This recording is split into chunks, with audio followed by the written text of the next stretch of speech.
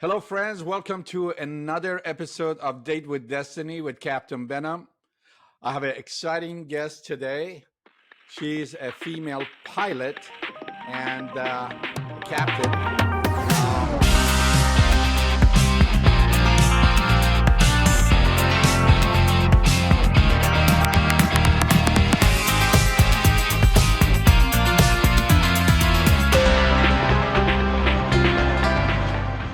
Um, she has flown a Boeing 737, Boeing 757, 767, and 777 for United Airlines.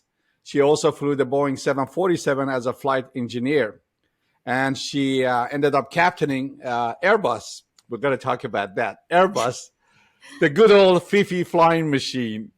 Hmm. Um, Laura graduated from Purdue University, and she started flying in 1982.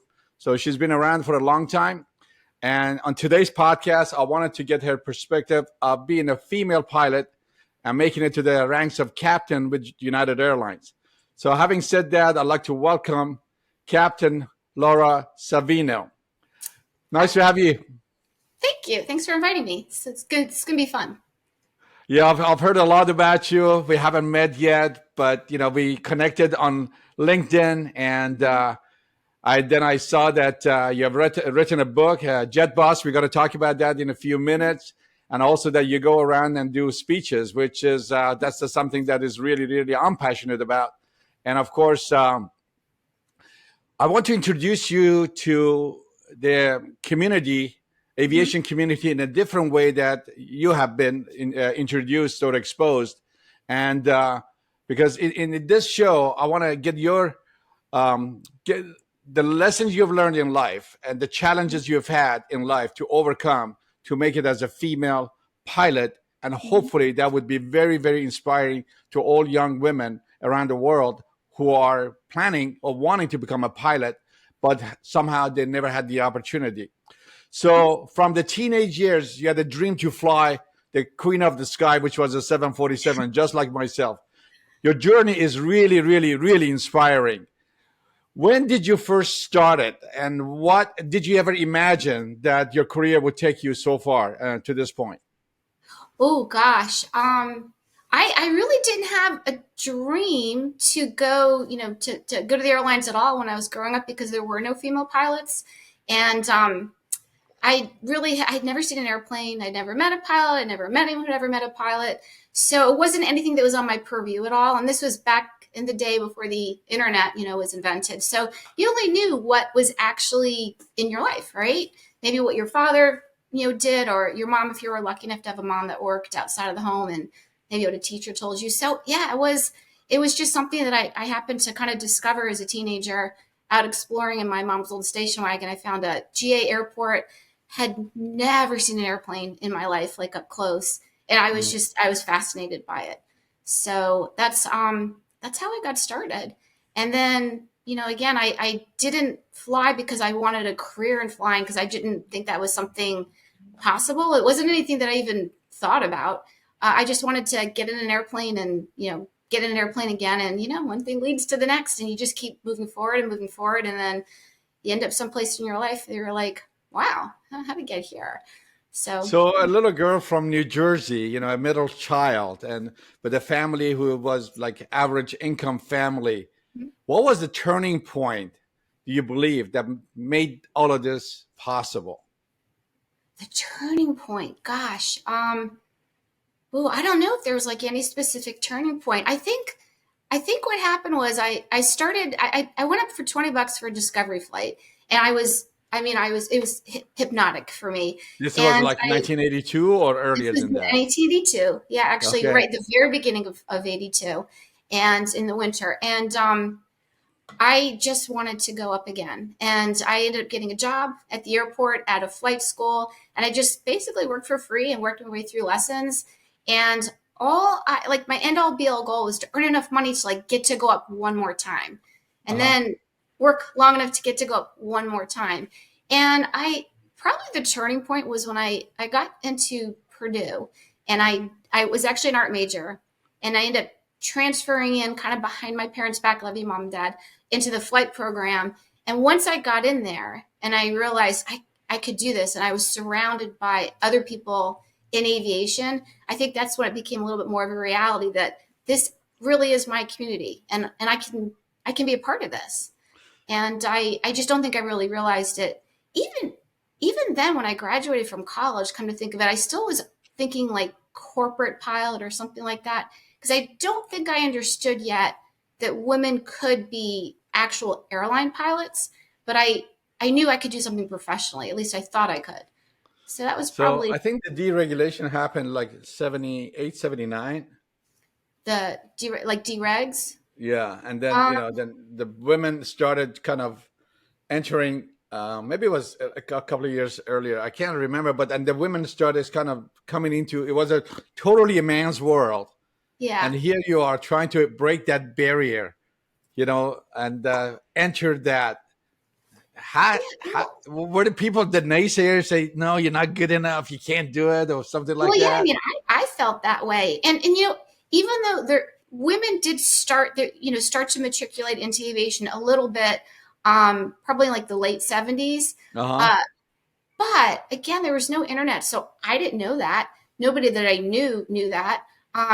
Nobody had ever seen or heard of a female pilot, so it wasn't anything that I was aware of. It wasn't. In fact, I had tried going into the military and when I was in college, and all the recruiters were like, well, "Women can't fly in the military, so you could do a support role, but you can't go in there and be a pilot."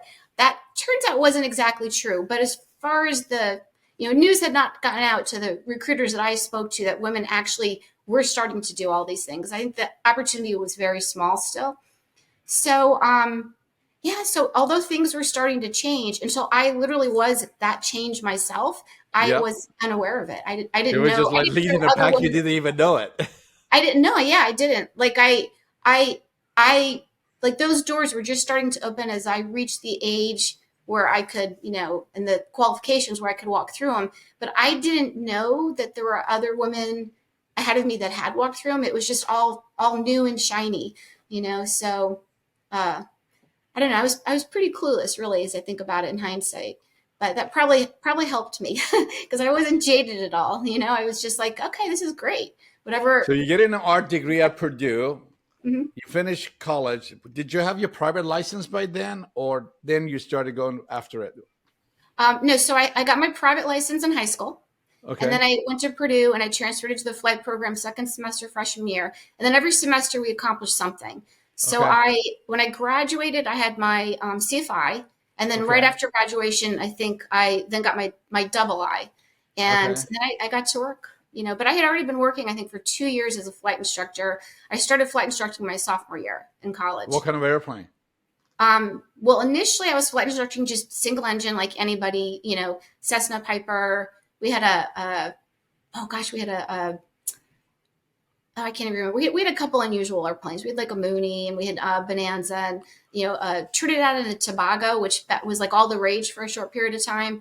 Yeah. So, all that. I never got my multi eye. So just basically whatever single engine prop there was out there, I was like, I got it. I can do this. Yeah. Well, Yeah. very cool. Very cool. Well, you've flown with some legendary airlines such as Eastern Airlines, Pan Am, and obviously United. Hmm. Um, and now your uniform is a Smithsonian. I mean, how cool is that? Looking Yeah. back, what Actually, does two, that two mean of to my you? two of my uniforms. Isn't that funny? Yeah. Two of my uniforms. That guy kind of cracks me up, actually. Yeah, yeah, yeah. So, yeah. Actually, you want to hear a funny story about the Smithsonian? I Yeah. How did that come about? How did that come? Well, it came about actually through the book. So I wrote the book, and then Yeah. that brought some recognition, and then actually a curator from the Smithsonian had contacted me, and he's like, I flew for the regionals, Eastern and Pan Am, the regionals, although Pan Am was fully owned by Pan American Rural Airways, so I was on their seniority list. Yep. Um, but just word got out that I had these uniforms, and the curator asked me, "Any chance you still have them?" And I'm like, "As a matter of fact, I think I have all that stuff hanging in a closet somewhere." And I did. And they actually asked me for a lot more stuff. They wanted. I have all like the Eastern Airlines strike, all the teletypes. I had like a whole bunch of stuff from history, and I gave up some of it. I did give them my uniforms, but a lot of it I still have in boxes And that upstairs. was your maternity, right? What? No, that's something different actually. So my maternity uniform has been acquired by the Atlanta Historical Aviation Museum, I think is their title. Okay. Okay. But they actually are in a contract with Atlanta Hartsfield, and they are building a new exhibit called let's see, Blue Skies Breaking Barriers, and they. I actually did a podcast with an Eastern Airlines guy, and somebody saw me in the podcast, and then someone from the museum contacted me. I'm telling you, this is like one thing just leads to the next. And Yep. they're like, any chance you have a maternity uniform? Because it would be like one of the original ones. And I'm like, as a matter of fact, let me check my closet. And I did. I had all my maternity stuff. So they acquired that. They accessioned that for me. And now this is actually kind of funny. Um, What? they had me go down there to measure me because they're building a mannequin of, apparently I haven't seen it yet, building a mannequin of pregnant me to go on Well, permanent like display. the one that you see in a wax museum, I don't know, maybe, I'm not sure what it's maybe. gonna be made out of, but they took all my measurements and did all that. And they said it's going to go on permanent display at Atlanta Hartsfield. And I'm like, what's your definition of permanent display? They're like, well, it's a base of 25 years, but it's going to be more than 25 years, but that's the minimum. I'll be dead in 25 years. So I'm like, that's lifetime for me. So that's it. They're going to have a big unveiling of it apparently soon. They haven't yet, but I'm a little bit hesitant to to see how pregnant they made me in this. But I guess we'll find out. Yeah, yeah. Well, how far into your pregnancy were you still actively sitting in the cockpit and flying? Actually, pretty far through my pregnancies, pretty far. Um, you know, right up until I didn't have full travel. No.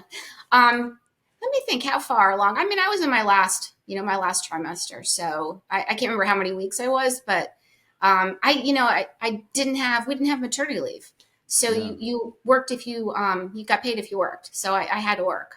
Oh, Is what it yeah. came There down was no to. maternity leave then, right? No, there wasn't. No. No, so I Well, was like, this I should be had to really work. inspiring to ladies that not only they can see you as a female Mhm, pilot and captain flying a mhm, major airline around the world. On top of that, hey, don't let you getting married or having mhm, kids get in the way, mhm, because now you can go and work in the cockpit, still fly, still take off and land.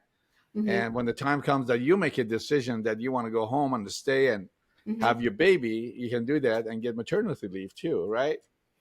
Yeah, and it's really true. I get asked, probably the number one question I get asked by like young girls and young women is, well, how can you be a pilot and then be a mother? Like, won't that be won't that be a challenge? Or won't you be compromising you know being a mom if you're still like working? And the answer is, yeah, of course it's a compromise, and Yep. yes, of course it's a challenge. But if you give up all your dreams and your aspirations and everything you worked for to stay home full time, that's obviously a big compromise and a big challenge itself. Yeah. So you don't have to give up everything that you've worked for to still be a really good mom and to have fantastic kids and to do everything in your personal life that you've always wanted to do. Just because you became a parent, you don't have to give all of that up.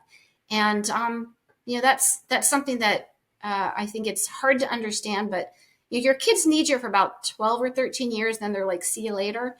Yeah. And you live your life another, hopefully, 80 years outside of that. So live Yeah. your life, and it You it all know, works out. It all works we're out. talking about goals and aspirations. I have made a decision that I want Mhm. to live to be 102 years old. Only 102, that's it. 102. I don't ask me why. I wrote it down somewhere, 30 years ago. I want to be 102 years old. Mhm, And, I just always visualize myself sitting on this rocking chair by a log home, going back mhm. and forth and looking back at my life, say, yep, did this. Yep, I did that. Yep, I did this. I keep setting new goals, and Mhm. I keep looking, what is life unless you kind of stick your head around the corner and see what's out there. Yes. If you don't have Yeah. dreams of aspirations. Some people say, well, I don't have it. But I said, can you visualize it? No, I can't visualize. I said, look Yeah. at me.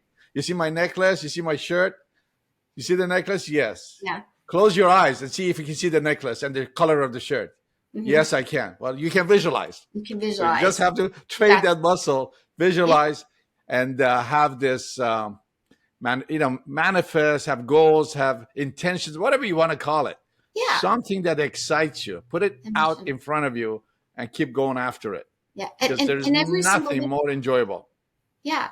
Yeah. And that's such a good point. And every day too, I think, a lot of people think they have to have this like long-term end all be all goal, and which is great. I mean, I wouldn't discourage that, but you have to have a reason every single day just to say like, today I'm getting out of bed because I'm gonna do this. And then at the end of the day, just feel, like celebrate whatever that was. That's how you really move forward. That's how you make progress. It's living every single day and feeling good about something, even if it's just Yeah. something small that you did that day. Yeah. So And not only and then celebrate, it's the next. Laura, It's and not that. only celebrate, but reward yourself for whatever Yeah. it is. Whether it's a Yeah. good meal or a vacation or Yep. buy a toy or whatever, Yeah. make sure that you reward yourself. That's right. Soak in, right now, like I think a big, it's very, in vogue or whatever, to like celebrate your failures. I don't know if you're a pilot, do you really want to celebrate your failures? I don't know. I think that it's good to definitely recognize things you've done wrong so you can learn from them, but you need to celebrate, like really soak in and just sit in everything you did right. Yeah. At the end of the day, say, oh, I got that right. And really give yourself credit for Exactly. the things that you got right and for what, the positive things that you've brought into your life, and let that become a part of you, more so than the things that maybe, you wish you could do differently. Yeah. So. Well, you've flown small airplanes. You've flown charter. You've flown massive Boeing 747 and a Captain the Airbus A320. What was the most challenging transition? If you were coaching somebody, going through training and stuff like that, what was your most challenging transition in your career? The most challenging. Well, I could get into going from Boeing to Airbus. We get right into that. I can't believe you did that. Go from a real airplane to Fifi flight machines. Come on. All right, she so didn't like that one. So I'm not going to play into that. I'm not going to bite. I'm not going to bite. Well, you know what we're saying, right? You know what we say. If I ain't Boeing, I'm not going. So until you go to Airbus and you're like, that wasn't so bad. I bet you love that tray, right? That tray table. You just want to go there. See, not everyone can say they've flown Boeing and Airbus. Oh, that's true. But let me go back just to when probably the biggest decision I had to make as far as like training and picking aircraft. When I was hired at United, I was already had an unrestricted flight engineer certificate in the 727, and I knew that 27 like the back of my hand. I got hired by United, and everybody was going flight engineer. This is back when all new hires went to the FEC, right? Oh yeah, I remember. Me myself too. I just got hired as a captain on a shorts commuter airliner, and when I came to United, I was sitting in the backseat, a flight engineer for 2 years. Yeah. And we all were, right? Yeah. And so when I went to United, they had almost all 727 FE seats. And I was like, well, that would be a cakewalk. Because your first year, you're on probation and, all that stuff. And then they had an opening for a 747 flight engineer seat at a JFK. And I'm like, I've never seen a 747. I've never seen one up close. I've never even ridden as a passenger a 747. And this was, they didn't call it the Queen then, they called it the Whale. And the Whale, I'm like, yes. And that was a rope start, right? Yes. Tell people what the rope start is. The rope start, back then, everything was before computers were invented and before there was anything, any magenta lines, everything was around dial and a gauge and a swinging needle. And at United, we had, at the time that I was hired, 100s, 200s, and SPs, which was the special performance.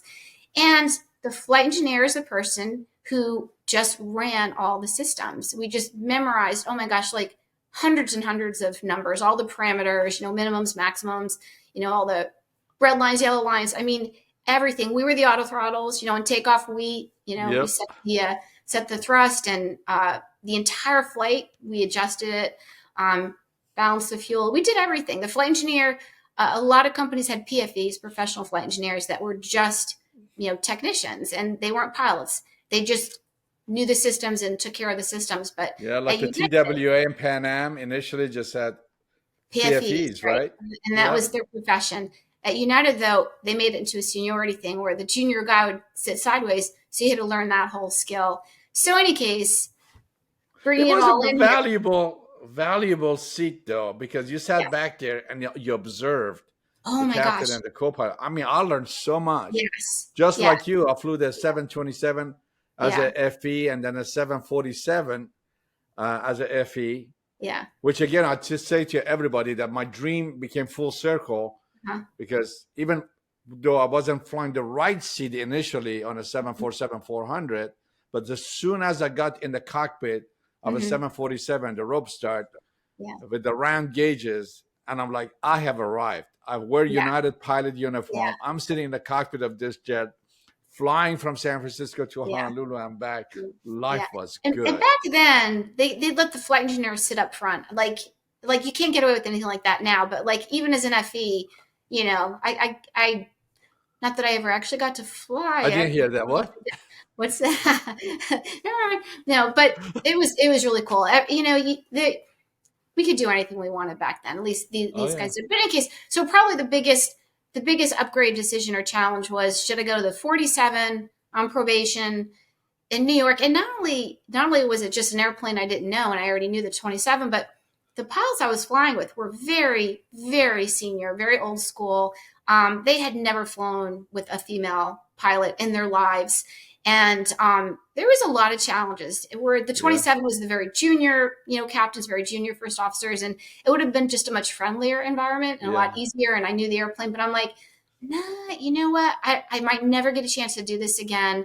I don't know how long this window is going to be open. I just kind of felt like I was handed this, like the 747, was in my new hire class. So I'm like, I'm going to take it. And everybody Yeah. thought I was crazy. They're like, why would you do that? You're on probation. They're going to eat you alive. And I'm I know. like, Remember those days, the first year of probation, keep your nose yeah. clean and don't do anything wrong. Oh, yeah. I Don't had to say anything. You don't want to get fired and sit this in and your that. hands and shit up. Yeah. So Yeah. I were had you to wear commuting my to hair so I couldn't JFK take at my that time? collar. What's that? Were you commuting to JFK or was it just a short drive for you? No, I actually lived in Queens. Oh, So you. Oh, I lived in Queens because I was flying at JFK with Pan Am when I got hired by United.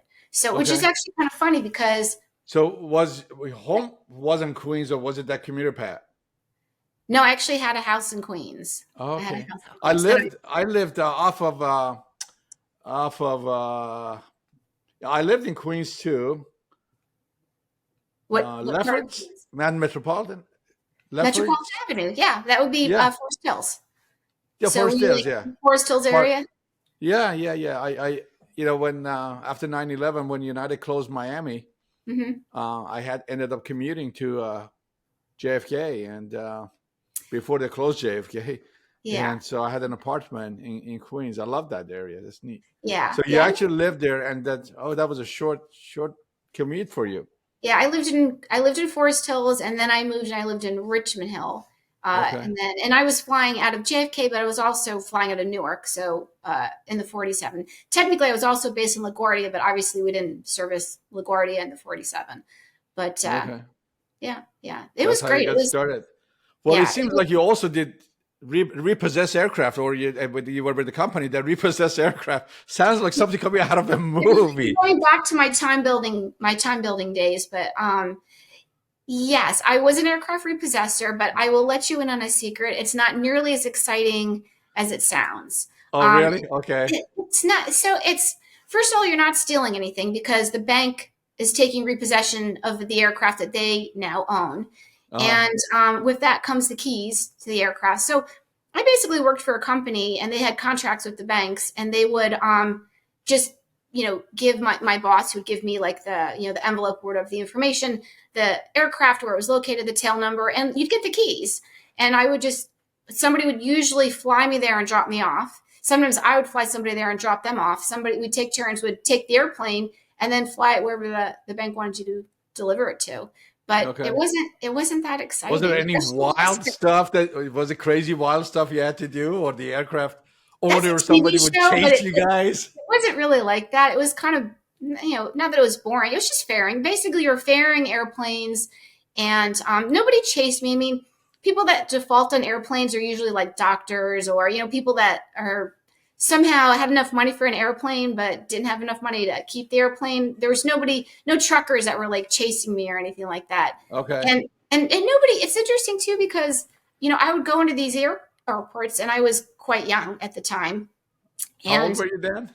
I was, oh gosh, let me think. 19, 20, 21, that Okay. range in there. And yeah, I'd go in, and people would chat me up, and nobody thought twice. I just looked like a teenager or something. And I had the perfect disguise, like no one suspected me of anything. So nobody ever bothered Yeah. me. They The would just be repo like, oh, woman. hi, little girl, and they'd be like all nice and everything. I'd get something out of the candy machine, and I'd walk up to the ramp and just casually walk around looking at tail numbers, trying to find the airplane I'm looking for. And then, oh, here we go. And I do a really thorough pre-flight and check, and they're supposed to leave because they know their plane's being repossessed. It's not a secret. They were Right. supposed to leave the logs and all the records in the airplane. So I would check and see if the paperwork was there or not. Sometimes it was, sometimes it wasn't, and then I would just fly it back wherever I was supposed to bring it. It was kind of anticlimactic. Sorry, not that exciting, Okay. Okay. but Well, yeah. Well, we briefly talked about your maternity uniform being in Atlanta on display.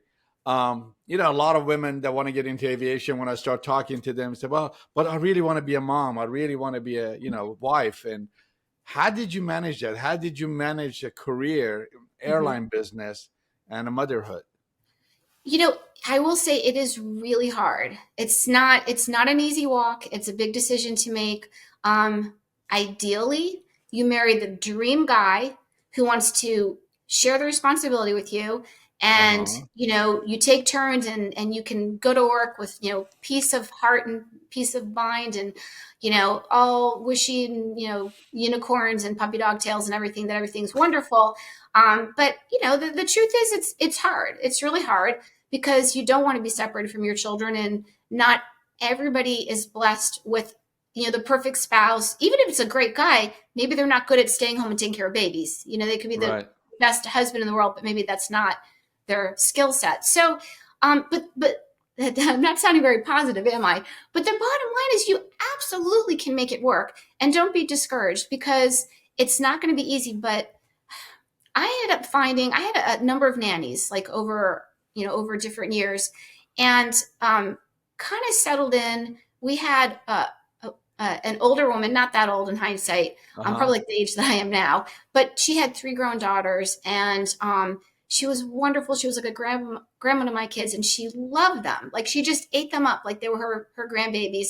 And she was really comfortable in my home. And so I figured out that you have to find somebody who loves your kids. You cannot leave your children with someone that's just like paid help, because you just Right. will be Right. tormented the whole time you're gone. You have Right. to feel like when I'm gone, somebody is loving my children. And if you can find that, and you can, I literally found this nanny through an ad in the newspaper that I ran in the newspaper.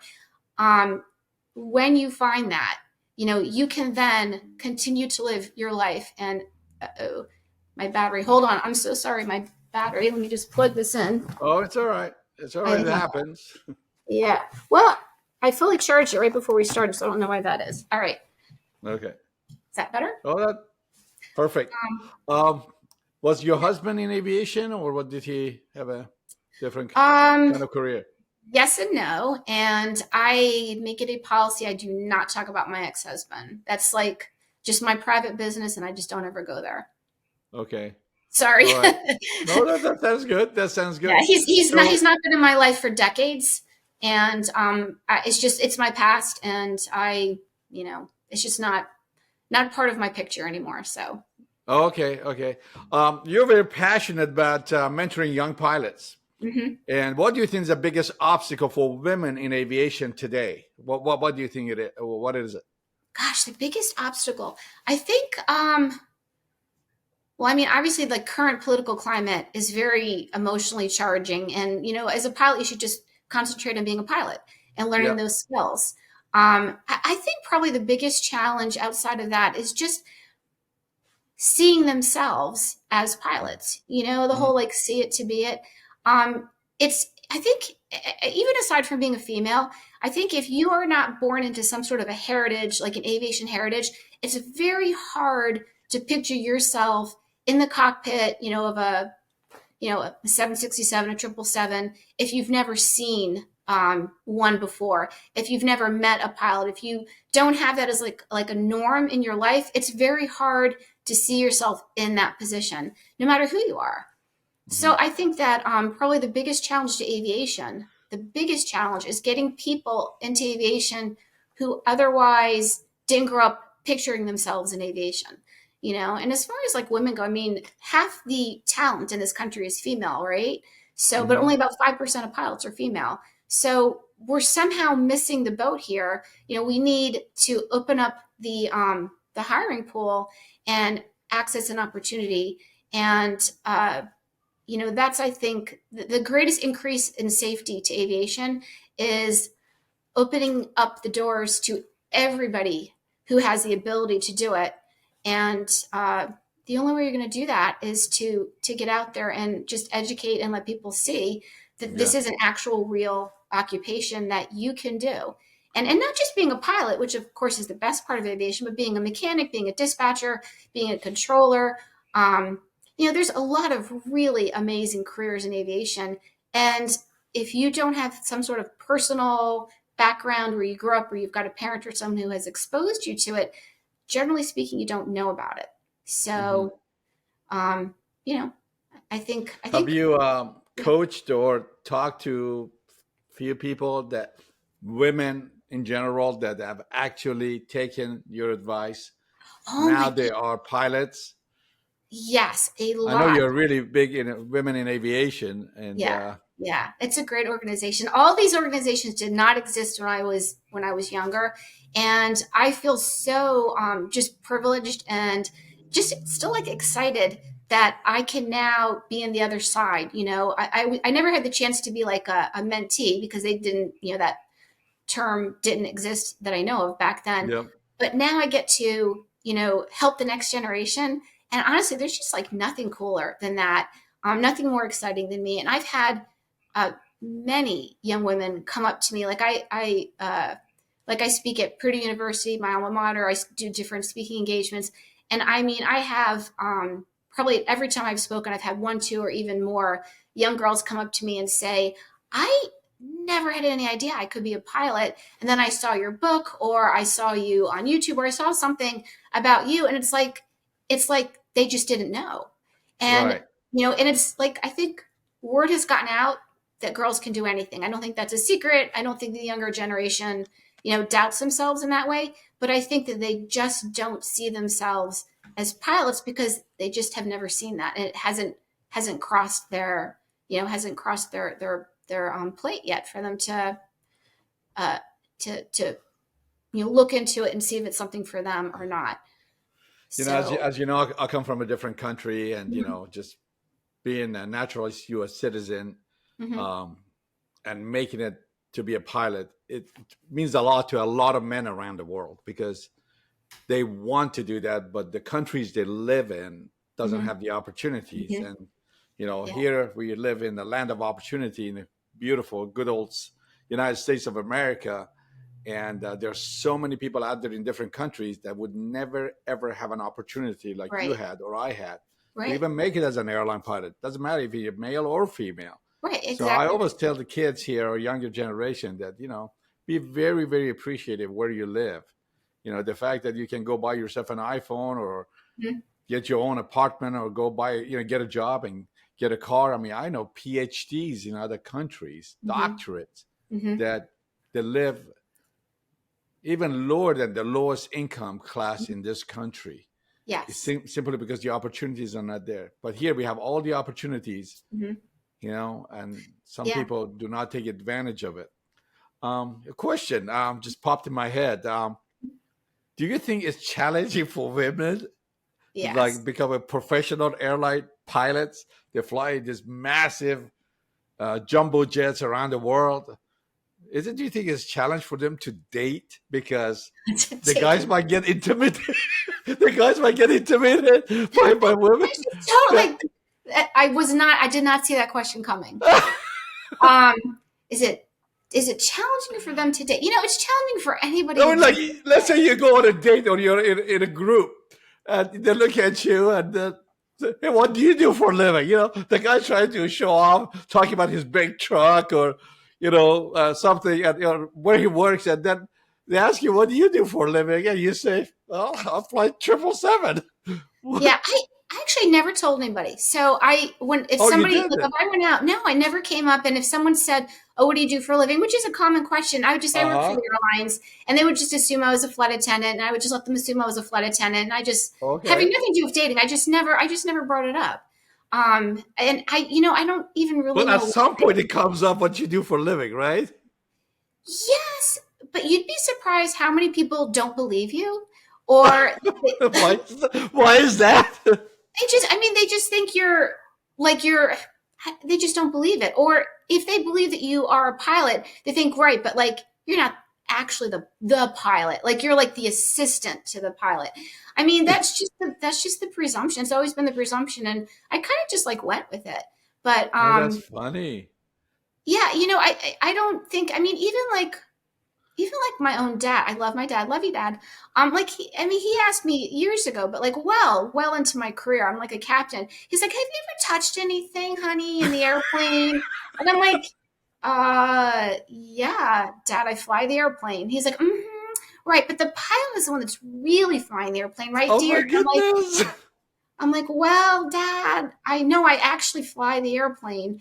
And I don't think people take it that seriously, honestly. Maybe they do now, but when I was Oh, younger and interesting. I looked very young, I don't think anybody took it that seriously, honestly. That wasn't How my experience. So I interesting. don't, How yeah. interesting. You know, So they just when I rationalize was around flying the something. seven, when I was flying the 747, I'm younger, about 28, 29 years old. I go to a party and something like that. People gravitate towards someone. The doctor, everybody in the men's world, all the Yeah. doctors, all the lawyers, all the businessmen that I've always met, when they find out you're a pilot, Yeah. forget Captain Behnam saving 381 lives. It's a different story now. Yeah. But what? Yeah. I said, well, just forget that little detail. Yeah, yeah. I'm listening to you. So when they find out you're a pilot or you fly jets or jumbo jets they gravitate towards you. They want to learn more. So initially, I used to tell people that I drive an 18-wheeler because on the Yeah. 747 I had 18 wheels, right? Yeah. They look at me, they kind of size me up a little bit. You don't look like a truck driver, You because actually just made a really good point. You do look the part, though, of a pilot. So you could say, I'm a pilot, I fly 47s, and people are like, oh my God, really? Tell me all about it, right? I could say the exact same thing, and they'd be like, okay, sweetie. And like, that's pretty much the response that I would get. Somebody would be like arguing with someone, like, no, I swear to God, really, I'm a captain on an Airbus. Nobody really took it seriously. And oh, how funny. Yeah, so so you look great. You look the part. They're going, oh my God, this is the guy. I want to talk to him. And plus I I'm a lot taller wasn't than you are. disappointed. What's that? I said, plus I'm a lot taller than you are. You told me you're like 5'4", I'm 5'3". Thank you very much. Yeah. 5'3". Oh, okay.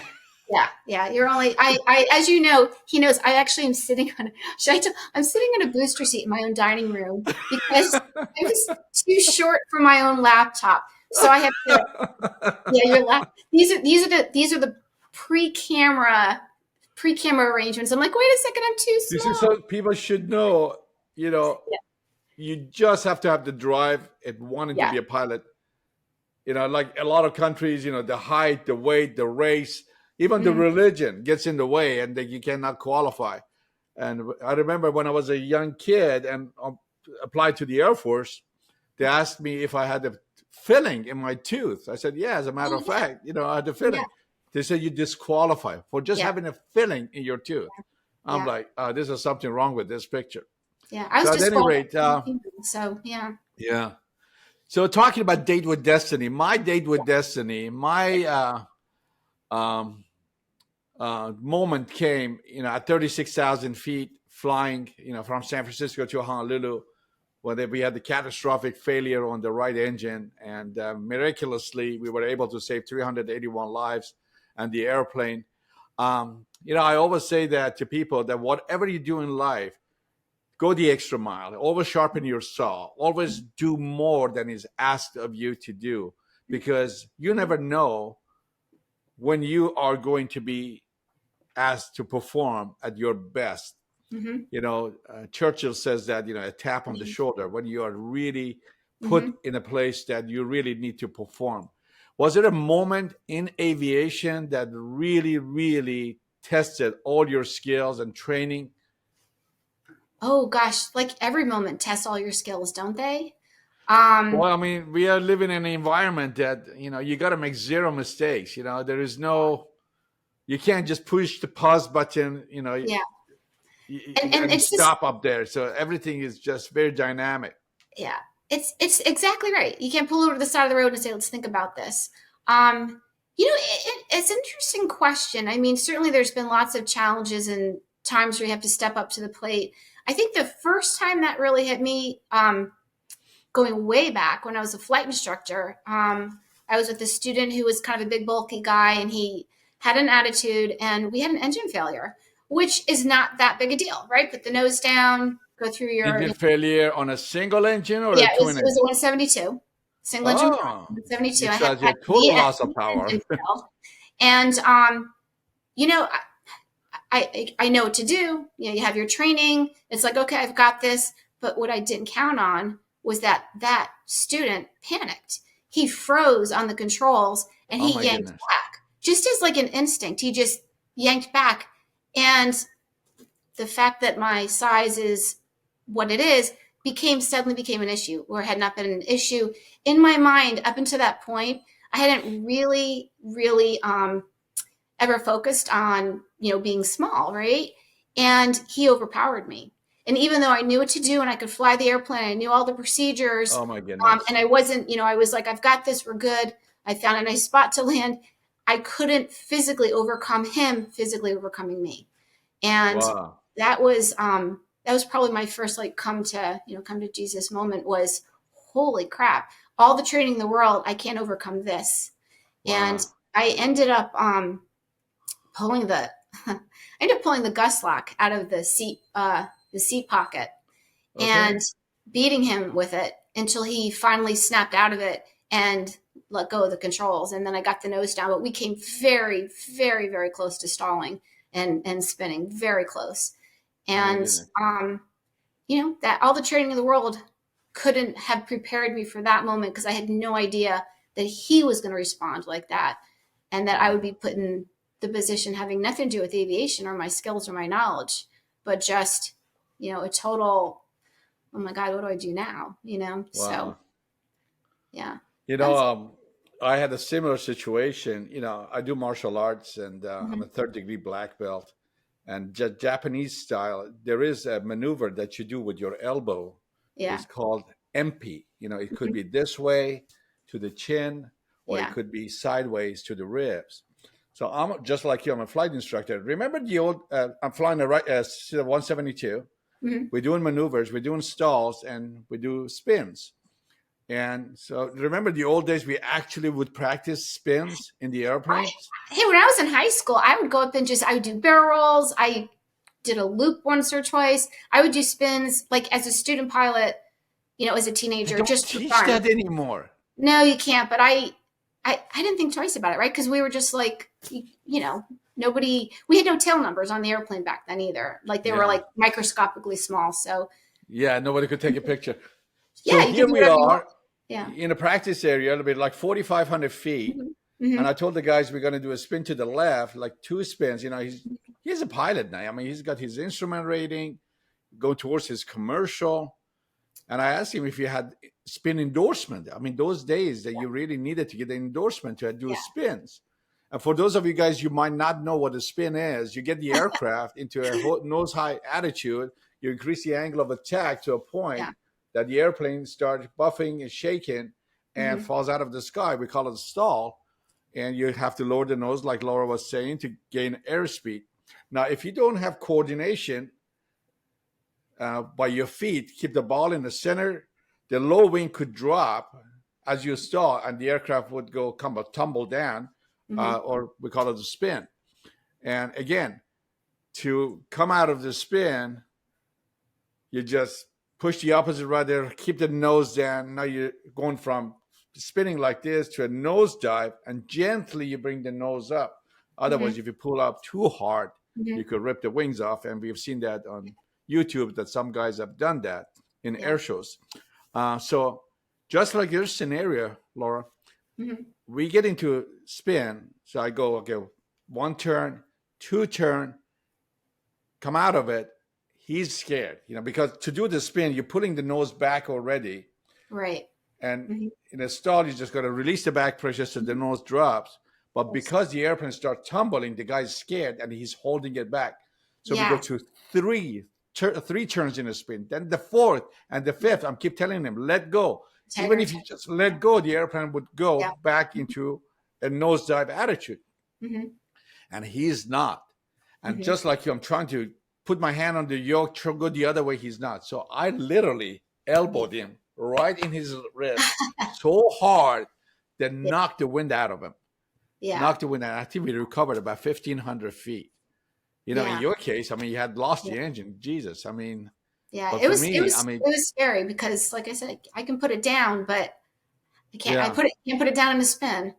Yeah. Wow. I always focus on safety. No matter what. I always would show up at the simulator on time. And, a lot of times the guys, as soon as they're done with the check rides or the 3 bounces, if they're, lapsing takeoff and landings, they just want to get out of the cockpit. I've been saying this a lot on my speeches too. I always stayed behind and always went the extra mile. I would always ask the instructor to let me do 2 things. Like when you're done with the training, they say, well, is there anything else you want to see? Like you're done with the check ride, you're good to go for another 9 months. I always say, put me about 10,000 feet, 5,000 feet, about 10 miles out of San Fran, shut everything down. Whether it was a 7.2, 7.3, 7.4, 7.5, 7.6, 777, shut everything down at night, and I'm just going to glide and land this airplane with no power. And I've never missed the runway. I always counted on my stick and rudder feel, and that came really, really handy when we lost the engine over the Pacific. Yeah. Because, from 36,000 feet all the way to touchdown was manually flown. Really gingerly, really smoothly, so you wouldn't overstress the aircraft. And I've never missed San Fran. Even a few times I had to slip a 747 or a 777 to slip it to get it down, but never overshot the runway and always landed. The second thing I would always ask him to do was put me about 20,000 feet and 320 knots, auto throttle off, pilot off, flight directors off, and I would do a barrel roll to the right and a barrel roll to the left. Again, 7.2, 7.3, 7.4, 777. Yep. And people say, bullshit, we don't believe you say that. Yep. I said, I've done it. So guess what I did? On my last check ride at United, yes, I had it filmed. Did you? I have it filmed. I'll send it to you. Yes, so I'm coming over the Colorado range, right? I do a barrel roll on the 777 to the right and to the left. And since I don't work for United anymore, I might put it on social media sooner or later, one of these days. But, it's just amazing. At 320 knots, you bring the nose up to 20 degrees. And the right aileron, right rudder, and just a sweet 1G barrel roll. I always tell people, if you're sitting back there with a glass of wine, you won't even spill the darn thing. You wouldn't even know that we just did this. Yeah. Anyways, it was a lot of fun. There's been you and I witnessed decades and decades of changes in aviation. Yeah. Decades of changes. Where do you think the aviation safety stands right now? where what are the some of the blind spots as you and I, getting going, leaving the major airline. And I can talk about this more freely than when I did when I was working for Yeah. United. But I am somewhat concerned, and Yeah. that the changes that are happening is nobody's fault. It's just a reality of the thing. Mhm. People like myself with 30,000 hours of flight time and doing something remarkable in the history of aviation by saving 381 lives. Mhm. They say that that would have been the worst aviation disaster in the United States involving one aircraft. Yeah. I mean, there Yeah. have been Sure. cases that more people have died or perished. First of all, to be honest with you, Mhm. I'm getting a lot of compliments now Mhm. because we saved that many people. Yes. Unfortunately, as you know, Yeah. the last few months alone, whether it was the South Korean jetliner crash or what happened in DC and other June, I places, would say. Yeah. hundreds and hundreds of people perished because of human error or whatever the case is. The fact that Mhm. we saved as many lives, people are beginning to appreciate it. So, where do you think the aviation safety stands? What are some of the blind spots, as far as you're concerned, we should watch for? Oh gosh, I could get myself in trouble with this one. Um, First of all, I would like to note how safe flying is. I think the latest statistic I saw was 12.3 million people fly around the world every single day Yeah, safely. That's 365 days a year, it's billions, very safe. Yeah. millions of hours of safe flying. We've definitely increased safety in a lot of respects over the years, right? Looking back towards like Tenerife, all the modernization of aircraft and technology um, that has developed over the years has certainly increased safety in a lot of respects. I think the biggest increase to safety, just in my opinion, is the not so much the modernization of equipment, but just the tremendous advancements we've made in communication. And Hmm. as silly as that seems, we get ourselves in trouble with miscommunication and not understanding Getting yourself in trouble with what? with miscommunication. Like Miscommunication. you think Okay. about all these runway incursions, you think about all the different things, all the close calls that we've had. Uh, a huge part of that is just somebody misunderstood something, right? Even like these latest crashes, like the one that just happened in DCA, clearly there was a breakdown in communication here that caused, well, that caused that Yeah. tragedy. Yeah. As far as like what we're missing loopholes, I mean, hmm, yeah, we've had a lot of developments over the years that have given us more information, Hmm. right? We now have very comprehensive cockpit voice recorders. We can now go behind the scenes when there's an accident or just a mishap or an incident or something that, you know, uh, didn't lead to a tragedy but could have, and we can really dissect it and figure out what led to this incident. And most of the time, it's some sort of human factors issue, right? And that human factors could be any number of different things, from a workload to procedures to communication. And I think the cockpit voice recorder, as invasive as it may be, has given us a lot of really good information um, to get to the bottom of what needs to be changed. I think a loophole is that part of the investigation doesn't extend outside of the cockpit. Hmm. Um, and, like, for example, we have area mics in the cockpit. So we know, other than what is being communicated over the radio, what other things are going on that may have contributed to the mistakes that were made. But we don't Hmm. have the exact same equivalent in, say, an air traffic control facility where you have 5 or 6 people, say, in a small area, and Or some just one mistake is made. controller managing too many different things. Well, Like right, but we don't know that complacency and because that's the assumption, but we don't know because we don't know, and that's the no, point. I'm not talking about the DCA crash, but in In most any of them, cases, I've been to airports that yeah. the clearance, ground, tower, all one same person because everybody else is gone. And because we have become complacent and because we think that, well, this is a SOP every night, nothing's going to change. But that's what it gets you. 9 out of 10. in cases 9 out of 10, nothing happens, and when it happens one time, is a coordinated stuff that happens. Is accident just not an accident? Like I was talking to Peter, a mentor pilot. He said you got to go back on the ground before this Mhm. whole thing started, in the flight planning Mhm. phase, to see how everything led for this two trends to meet and create that accident. Right, and that's And exactly the point you made it beautifully that I'm making is that mhm, there are so many holes in the Swiss cheese that lead up to whatever the ultimate incident is, right? yeah, And but we just don't know. We don't yeah, know that piece of the puzzle is what I'm trying to say, and it's such really good information to have.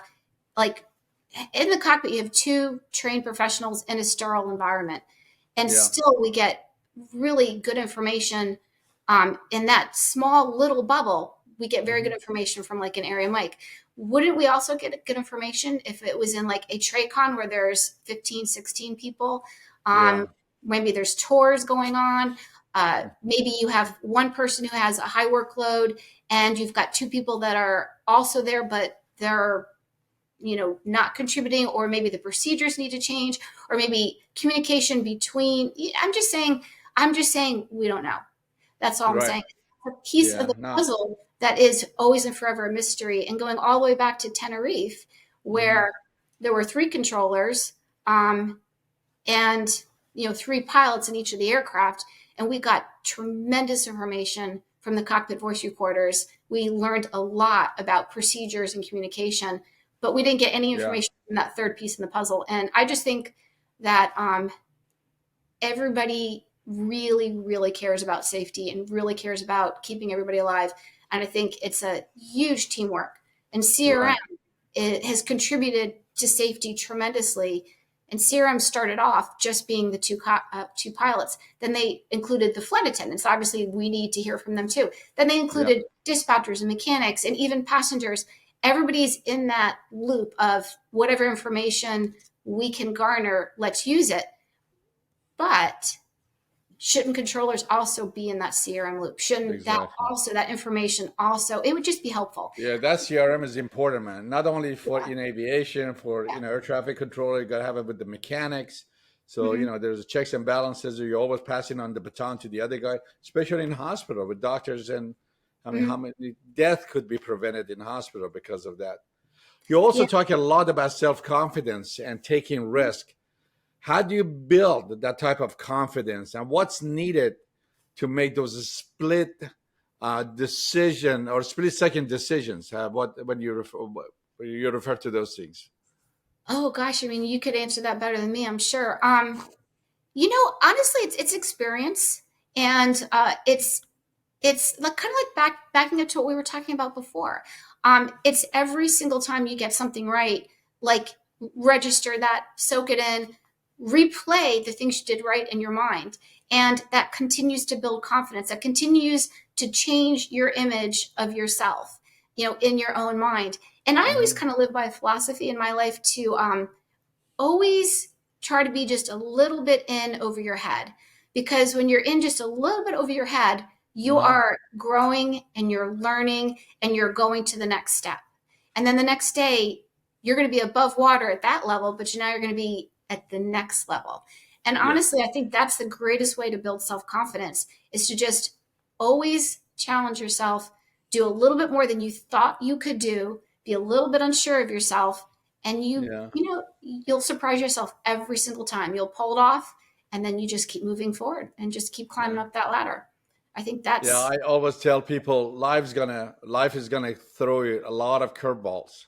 mhm. Don't complain about the curveball. Just become a better batter. Just Yeah, get better at batting it yeah, back, yeah, because yeah, that's how you build the confidence going forward.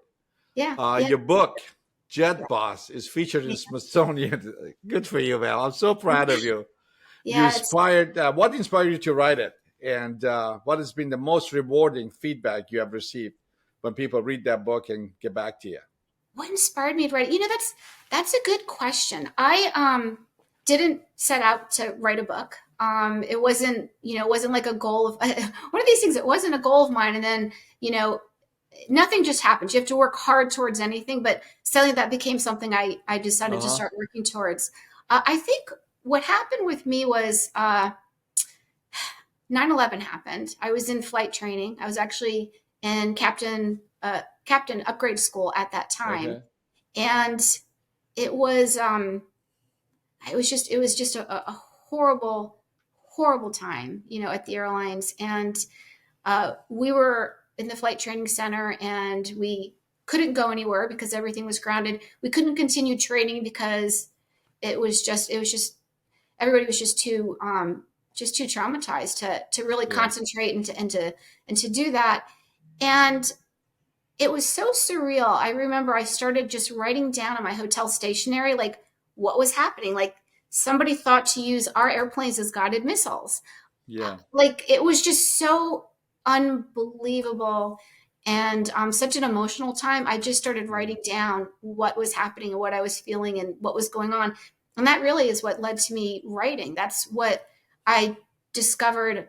I'm gonna keep writing about things that are happening. And then after that, I was a brand new captain, and I was based out of DCA. I was based out of Washington, right in the immediate aftermath of 9/11. Right. And if the air marshals, and I mean, it was a christening by fire. And Yeah. again, I was like, I just almost as a I don't know, it was like therapeutic. I was just writing down what was happening. And I think it occurred to me a little later that a lot of that was just history. This was a quite a time in American history. Yeah. And then just it was very interesting being the captain that looked like, they called me the teenage captain because I looked very young back then. Teenage And captain. the mechanics in Washington started calling me the teenage captain, and it stuck, and that became kind of like my little moniker.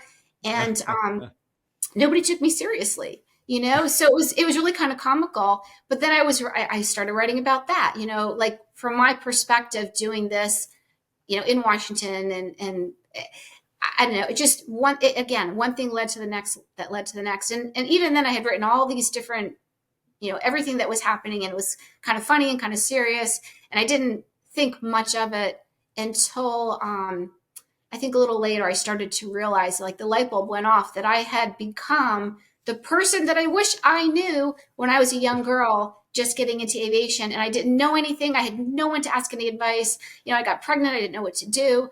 I mean, there was just so much confusion, and like, there's no owner's manual for, for being a girl, Yeah. in this industry.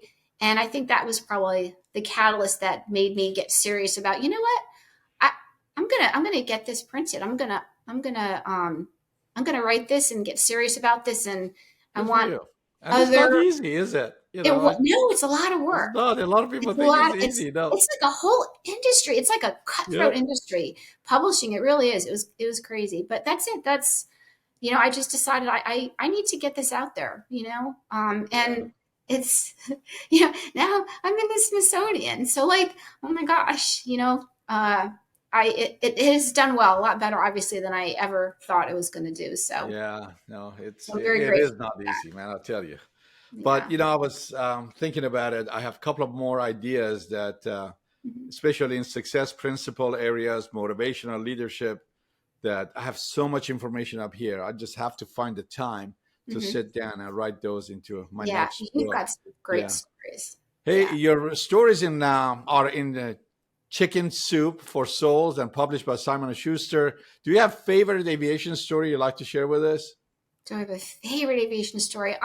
Yeah, I'm in three of the Chicken Soup for the Soul books, and I'll just like just one cute one that's actually at the beginning of my book here. Just a very lighthearted one. When my son was Uh huh. in, oh my gosh, he just still cracks me. When my son was in preschool, when he was 4 years old, and he was very, very shy. As you can see, the apple does not, well, the apple can fall very far from the tree. One of my sons is outgoing, one of them is very shy. And he was in preschool, and the teacher was going around the room, crisscross applesauce. Everyone had to answer the same question: what do you want to be when you grow up? And when she got to my son, he wouldn't answer her because he was just all, nervous and didn't want to answer. And so, being very helpful and very sweet in the most sugary preschool teacher voice, she goes, "Oh, well, do you want to be a pilot?" And boy, that woke him up. He just got this look of disgust on his face. He goes, a pilot? He goes, that's a girl's job. And he was That's like so insulted. He was so oh, insulted that she would like infer that he should grow up to be a girl. And funny. he Oh, was funny. absolutely indignant at that suggestion. And Oh my I was goodness. I was a classroom volunteer, so I was like in the back of the room going, no. So it just cracked me up. But That's funny. out of the mouth of babes, he was, it was the most innocent. But it just shows you perspective. Perspective really is everything, isn't it? It's Yeah. Yeah, it's exactly. all what you know growing up. What is normal for you is how you're going to see yourself in this world. And Exactly. that was the way he saw the world, and it was very How different than interesting. How how I saw the interesting. world. So yeah, Yeah. yeah, it's, Yeah, that's a job for girls. Yeah. Well, yeah. you built an incredible legacy in aviation, in my opinion, at least. Writing, mentoring. What's next on the horizon for you? I you want to team up? Huh? We might cross paths somewhere because We I might. love being on the stage. I don't know if I told you or not, but last I think April, I think I was in yeah. front of General Electric, Uh-huh. 20,000 people. I Yeah. mean, I get really, really, really energized. Yes. And I couldn't picture that. yeah, well, just like some of the people that asked me to go become a keynote speaker, just for my energy, because Uh-huh. I can be animated. I'm not shy. I know my stuff. I've proven it. I have the self confidence and a quiet confidence. I don't have to go show it off, but Hmm. I absolutely love sharing. Yeah. And I Hmm. think if you, me, and maybe Meryl somewhere, we cross Yeah. paths or we're same conference, would Yeah. be awesome. I'm about to do book signings with Meryl out in the WAI conference is coming up. Oh So yeah, when is that? it's in Denver, the Women in Aviation conference. Okay, got a question for you on that. But you don't allow men in there to come out and speak, right? Um Have you? Has there been men? there's like 50% of the attendees are men because they Okay. do a lot of interviewing and stuff, and so the men are 100% But as equal. far as the speakers, because I would love to be there to share my aviation story of what happened up there. Okay, hint, hint, hint. It's like and somebody watch this, or you have a friend and they want me come Yeah. talk about United 1175, because that has made pilots safer. As a Yeah, matter I of agree. fact, Hmm. as a matter of fact, Captain Stevenson, Hmm. who flew out of Denver when the engine blew up, I Right. happened to run into him at the flight ops in San Fran, Hmm. and I have a video on it about it that I put it on Yeah. the my Instagram. So I knew who he was. He knew who I was, Hmm. and he said, "You know what?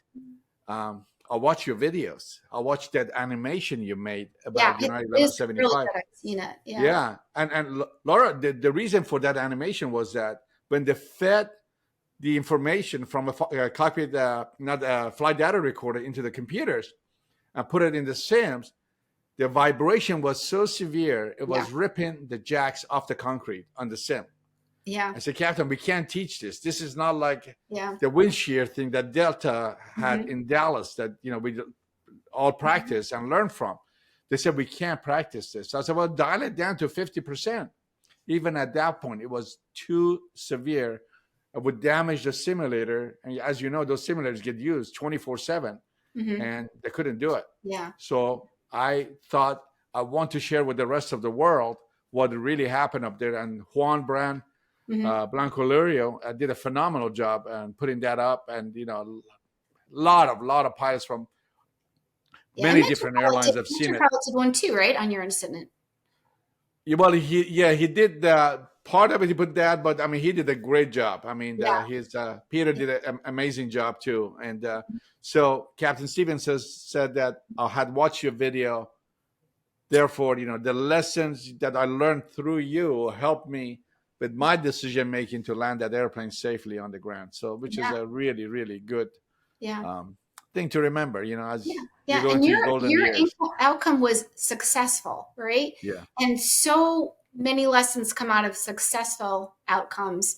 And Yeah. I think we don't focus enough on that. We focus a lot on when something really bad happens, what should we have done differently? But when something really bad almost happens and we pull out of it, let's figure Yeah. out what was done right so we can make sure that wasn't a fluke, that everyone gets that message, gets that Yeah. training, that information. Yeah. Exactly. You know Yeah, what? that's We got exactly. interviewed by FAA and TSP and the company after the incident. Mhm. I never forget the NTSP gentleman said, Captain, you have no idea what a pleasure it is to talk to a live captain Yes, and I imagine hearing it what happened. would be, right? Yeah. Then, rather than picking up the pieces from the bottom of the ocean, try to put them Yeah. together and figure out what happened. I think that was really, really important. Yeah. Um, Yeah. Yeah. your Something. story isn't just about aviation; it's about breaking barriers and chasing big dreams. You say maybe you didn't start with a dream, but at some point, Well, I flying and didn't dream becoming a every day. captain, I had writing so a much big dream. book became a dream. Yeah. What's the secrets to pushing past the fear and doubt and go after what you want in your mind? What's the secret to that? Um, Or gosh, is it something that just happens? I mean, it's honestly, it's kind of like what we were saying before. It's just taking every day and whatever you get right, focus on that and learn from that and try to repeat that. It's kind of like, whatever hand you're dealt, right? We're Yeah. all dealt a different hand, and playing your cards to the absolute best of your ability. What I found that what has gotten me really far in life is whenever I'm given an opportunity, I just take it and I run. I run with Okay. it. And whenever I have a chance to succeed at something, I do everything I can possibly do to make it work. And then when I've done everything I can possibly think of, I do a little bit more.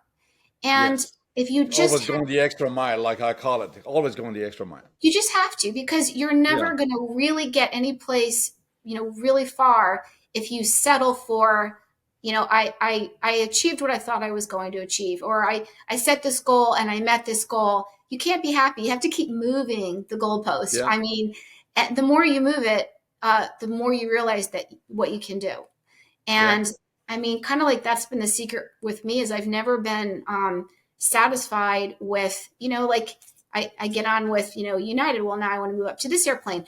I'm Boeing. And I'm like, well, I want to try Airbus, right? You have to just keep moving the goalpost to Keep bigger moving. and better Yeah. things. Keep moving it forward. Exactly. Exactly. And I think that's kind of the key to really getting anywhere far in life. I mean, I started writing notes about 9/11 on hotel stationery and longhand, and I ended up, getting a book in Yeah. the Smithsonian. So you just keep moving that goalpost and keep yourself just a little bit underwater, and you know you'll achieve. Like I wanted to be a 747 pilot since I was 9 years old. Mhm. Coming from a different country, there was no opportunities. There were not even Mhm. seven. I mean, there were a couple of 747 SPs for Iran Air at the time, but Yeah. obviously I wasn't going to become part of that. And Hmm. when I came to the States and became a pilot and did fly the 47, after a couple of years, I'm like, is that all there is? Is that all the thing that I dreamed about? And that's what you're talking about, Yeah. just But the setting key to new my goals, happiness is setting I new had no intentions. Yeah. expectations. Yeah. Going up from the back seat to the right seat, from the Yeah. right seat to the left seat, and then working your way up. And apart from that, becoming an entrepreneur, pushing yourself in that department, building a life, getting married, having Hmm. kids, and some of the toys that you wanted to have in life. I don't have these toys because I want to show off. These are the things I wrote down when I was like 17, 18, 20 years old. Yeah. Now, 40 years later, I have that Yeah. and is mine. Is something that Yeah. I worked hard at it. I worked honest. I did an honest Yeah. job, worked hard to get there. And right now, people ask me, well, what do you do? A lot of people say, well, I'm retired. You're not a pilot. I don't say that. I'm a keynote speaker. I'm a motivational speaker. Yeah. That's what is my passion. That's See, what you moved your juices me up. goalpost, right? You achieved Huh? your goal. I said Yeah, you moved your own goalpost. You achieved your goal, and now you're doing something that you did not expect to do 20 years ago. You have to just exactly. keep finding new things. And there's kind Exactly. of like a fine line between like squirrel and being distracted Yeah. versus just being open-minded and saying, I never thought about that. You know what? I'm a pilot, but I can do this also. And you just have to always be open to seeing new Yeah. opportunities, seeing new things, seeing new sides to yourself. I'm a dumb pilot. I'm not an author, right? Now I'm like in Barnes Yeah. and Noble. Now So, you're, yeah, exactly. Now you know, you're a you just, writer. Now your books are out. and Now you're I doing do a lot of talks now, speeches, and, and you know, one thing's gonna gosh, lead to another door open, another avenue in front of you. Yeah, who it's knows? exciting. Yeah. It's exciting. Yeah, actually it is kind of exciting, isn't it? So Yeah. it's really fun. I think, just backpedaling a little, I think a big key to success is to have fun, because I think anything that you enjoy doing, you're going to be good at it, and you're Yeah. going to put the work into it because you like being there. You like doing what you're doing. So it would Exactly. be really hard, I think, to be successful at something that you don't want to do or you don't enjoy doing. So Yeah. find the fun in it, and that's a big part of getting, like, say, like girls into STEM Hmm. is, take away the whiteboard and, the math, theorems and all that stuff, and give them a rocket to build. Yeah. Anybody, any kid, you make it fun, make it something that they want to do, make it something practical, and um, something that's in their world that they can enjoy doing, and actually, get a feeling of accomplishment from. And it's amazing what a kid can learn when it's presented Right. like that. Exactly. Yeah. You and I were talking. There was something major happened in your life. You know, about your neck. Do you feel comfortable? Do you want to talk Oh about yeah. it? Yeah. That, I mean, Because that. to me, that is an incredible story, and the comeback and what you Yeah, did I with need it. some tea for this. If you feel comfortable, talk about it for a few minutes. That'd be awesome. Sure. Go People need ahead. to hear that. The comeback kid here. I'm back, kid. Yeah. So I think what you're alluding to is that years back I broke my neck, Broke your and neck. um, Yes. yes, and it was an incredibly significant, wrench in the tire for me in my life. I was at Yeah. United. Thank God they would never have hired me if I had that medical history to start with. But I was at United. I I broke my neck. I was in the hospital for quite a long time. I had multiple neurosurgeries. I had completely severed my atlas to my axis, cervical 1 to cervical 2. Completely severed it, and the damage How was did at. it happen? How did it happen? Yeah. Honestly, it's I'm not 100% sure. It was, Okay. I mentioned this briefly in my book. I was a captain, actually noticed there was something sticking out of the back of my neck. And back then, women were required to wear their hair up so you could see the back of my neck. And gosh, it's a really long story, but I was having different medical issues that I was kind of covering up, because I was like a pilot and everything. Nothing that was a big deal, but you don't complain about anything back then.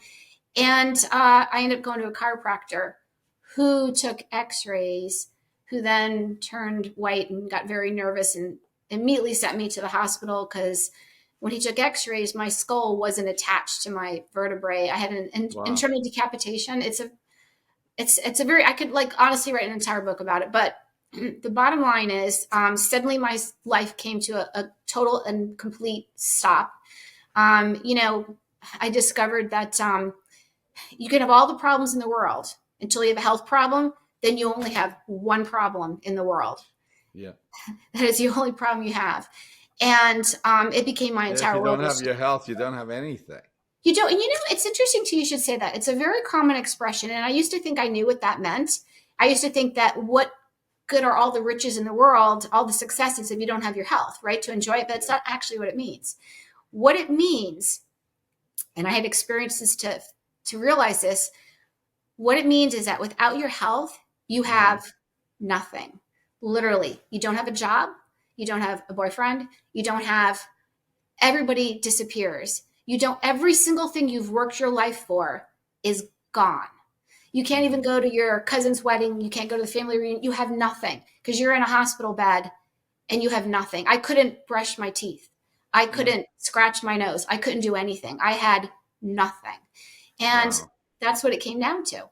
And I didn't know if I would ever come back from that. I opted voluntarily to go through some extremely high risk neurosurgeries, brain surgery. And I I remember my one neurosurgeon did not recommend that I proceed. And he was like, he goes, we can do something less evasive and you will walk again and you will live your life. And he said, why don't you just like get married and have kids? But it would not have been sufficient for me to get a first class medical back. That was a much, much bigger risk, a riskier surgery. And I just remember I said to him, doctor, I said, how long have you worked to become a neurosurgeon? Like, how many years of your life have you put into getting to where you are now? And obviously, very many years. And I said, Yeah. well, I'm at United Airlines. I said, I have a whole lifetime at that company ahead of me, and I'm just starting out. I said, would you just say, oh, I hurt my hand. I'm going to just cover the bases to make sure that my hand is not amputated, but you're going to walk away from your career. I said, or would Yeah. you go for it and take that risk to get your whole hand back so that you can continue being a neurosurgeon? And he was like, okay, point taken. And the first two surgeries failed. And I had a very, very long time of not knowing, if I Wow. was even going to have my life back. But in any case, the point of the story is that in the end, I didn't quit and I didn't give up. And I was very, very fortunate that I was able to recover to the level that I was able to recover. And I was in the hospital for a very long time with many other people who were not able to recover. Yeah. Attitude is part of it, and part of it is just the cards that you're dealt. I remember my one neurosurgeon said to me, he said, well, he goes, you should be dead. He goes, or worse than that, you should be a quadriplegic. And I thought, Jeez. worse than death would to be paralyzed from the neck down. And that was almost me. That was me for a while. And that was many people that I became friends with.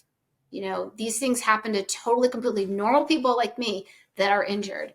Very few people are born with something horrific like that. And they're just regular people that were dealt a really difficult hand. So I live every single day of my life incredibly grateful because I know, I shouldn't be here. And it's hard to get me down because there's very little that can happen to you that is worse than what was supposed to happen to me. And I Exactly. enjoy every minute of my life. Wow. I love your attitude. I love your attitude, resilience, not giving up. I'm lucky. It's I'm amazing. the I mean, luckiest. I'm the luckiest person I know. I really am. People are like, oh yeah. my God, like that was horrible. What happened to you? I'm like, are you kidding me? Like, I am the luckiest person. How many people, sever their skull from their vertebrae and then like go on to have the life that I ended up going on to have? So yeah, I'm And very, very yeah, lucky. come And I'm not back going to and waste a minute of it. that's incredible. That's incredible story. I mean, that is so powerful. I hope I'll make sure that at the beginning now of this podcast, when I do the intro, I said you got to wait to the last couple of minutes of this video because the Yeah. story you just told me, and told the rest of the world, it should be really, really, really inspiring. Tell us, you got a lot of followers everywhere, and it's been a wonderful journey that you've been on. You've written a book, and you do speeches. Where can people find you if they Where can want to people learn more about it? Do a little advertising for yourself. advertising? Well, here's my book. You can Oh yes. Well, I got it when if not if, but when we meet up, I'll make sure you get a sign for me. I would love to have it. Your well, ditto, my copy, friend. sign the copy. Yes, yes. Um, yeah, you can obviously you can read my book. It's buy it on Amazon. It's available everywhere. I do book signings and weekends at the Smithsonian. I do them downtown National in the mall and at Uverhazy, which is the one on the other side of the river here in Virginia. Hmm. I'm going to be speaking at Oshkosh and WAI, and I've got a speaking thing coming up at Purdue, and I've been traveling now recently to different EAA chapters and speaking. I don't know. I love getting the word out, just you can do whatever you want to do. And it really has nothing to do with being female. It's just as a person, like Yeah. whatever you want to do, like just do it. You know what I mean? If you can, you can. If you can do anything, you know, short of being in a hospital bed, honestly, if you're blessed enough that you can go for something, then just go for it. Because life, you know, at some point we're all going to be dead. And Yeah. and life, you know, they say life is short. Life is not short. Life is long. Life is really, really long. I Life mean, is life is so whatever you long. make it to be. There's Yeah. so many things you can do in one lifetime. Like there are so many things you can do. Just keep going for something new. Just keep going and just Yes. keep going. And oh, I have a website. Yeah. Actually, if anyone's looking for aviation training on my website, it's just laurasavino747.com. And if you go to that website, I have on the last tab that you can fly. I've got, I think it's up to like $10 million in aviation scholarships. I put together a bunch of links that have like all the connections to like aviation scholarships, a lot of really good information about flight training, colleges that have aviation majors, airlines. Just it's kind of like I put everything all together on one tab. So if you have a kid or if you yourself, you know, are interested in aviation or That's training or awesome. about young eagles or anything like that, go to that last tab, laurasavino747.com, and the information's been all put together for you there. So some good stuff on there. You know, That's awesome. yourself out. Well, Captain Savino, it was a pleasure to have you on board. It was a very inspiring story. I loved every minute of it. I'm sure a lot of people around the world gonna love it. Around And the I'm world. sure there are gonna be more stories. And hopefully our paths will cross one of these days in one of these conferences. And I get to shake your hand. Yes, I'm sure that's going to happen. I'm sure that's going to Yes. happen. At one of these days, I'll be that little person that sneaks up underneath you and like, hello, up there. Yeah. Oh, you're way too funny.